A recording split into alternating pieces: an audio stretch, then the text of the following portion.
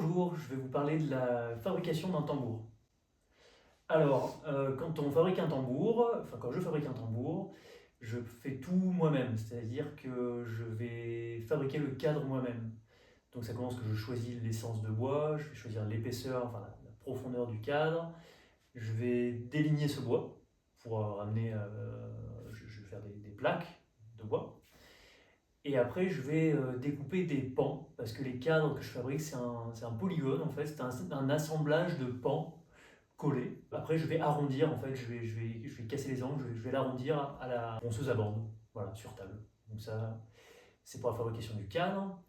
Ce cadre, il y a plusieurs étapes. Donc, je vais l'arrondir, je vais créer un chanfrein sur la partie où il y a la peau qui va venir s'appuyer.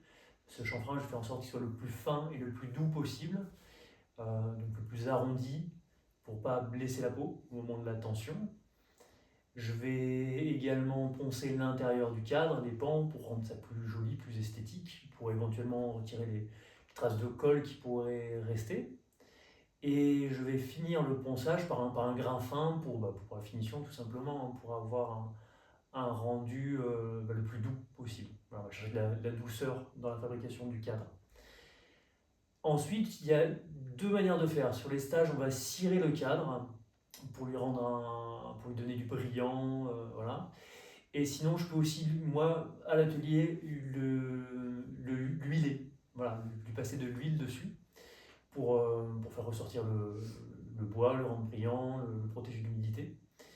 Et ça, je vais plutôt faire ça sur les grosses pièces, voilà, sur les tambours sur pied, les mamadrums, où je vais plutôt utiliser l'huile dans ces cas-là. Donc, une fois que le cadre il est réalisé pour un petit tambour, hein, je vais pouvoir découper la peau à la taille du cadre. Après, on a le choix, soit la peau elle recouvre complètement le cadre, soit moi j'aime bien voir le bois, donc je fais en sorte que la peau ne recouvre pas complètement le cadre, mais voilà, qu'elle dépasse un petit peu pour pouvoir faire la tension, mais qu'on voit le bois. Et je vais la percer un certain nombre de fois pour ensuite pouvoir passer le lien qui va servir à faire la tension. Ça, c'est quand j'achète des peaux déjà parcheminées, donc le buffle, le bison, le cerf, le cheval, le daim, je les achète parcheminés chez un tanneur. Donc ça, c'est confortable, elles arrivent, elles sont toutes prêtes, toutes belles, il n'y a qu'à les découper, c'est facile.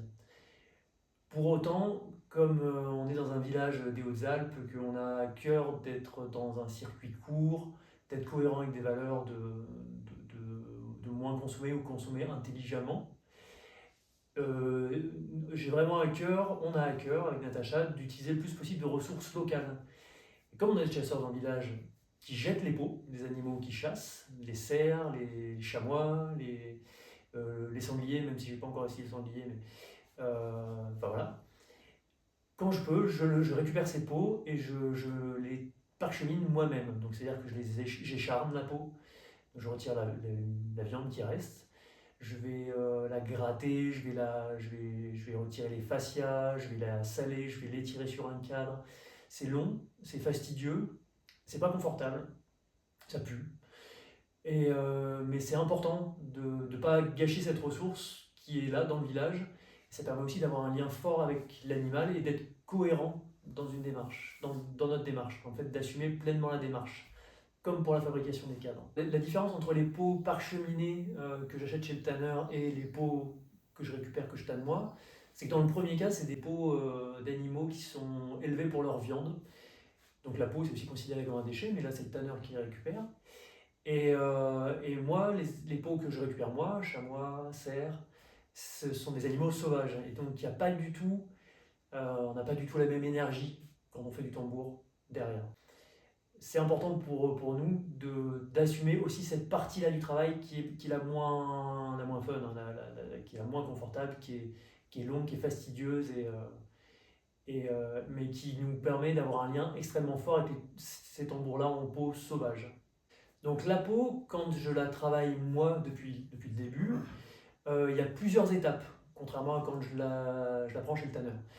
Il va falloir que je la trempe, il va falloir la dépoiler, il va falloir retirer les poils. Si on fait un tambour complètement poilu, il ne va pas sonner du tout, ça peut être joli, mais avec les poils de cerf, c'est des poils d'hiver en plus, ça étouffe complètement le son. Donc il va falloir pouvoir retirer les poils. Pour ça, je vais tremper la peau pendant 48 ou 72 heures même, dans un bain chaud. Ce qui va être très particulier avec les pots en serre ou en chamois, hein, les pots sauvages, c'est qu'il faut que je les monte, je les assemble sur le cadre une première fois. Le tambour va sécher et il va falloir que je le redémonte pour faire une deuxième tension. Donc je suis obligé de faire 2 fois le plus de travail pour l'assemblage d'un tambour en serre sauvage que si je fais le même tambour avec une peau de serre qui vient de chez Montana. Pour le montage du tambour, c'est-à-dire le moment où on assemble la peau et le cadre, on peut utiliser un lien de peau. Moi je ne fais pas trop ça, j'utilise essentiellement de la corde en chanvre. Et on va faire un tressage derrière. Donc il y a plein de manières de faire. Sur le site internet, vous pouvez voir, il y en a en croix, il y a des motifs plutôt en ellipse. Il peut y avoir des tressages un petit peu plus entre guillemets en toile d'araignée.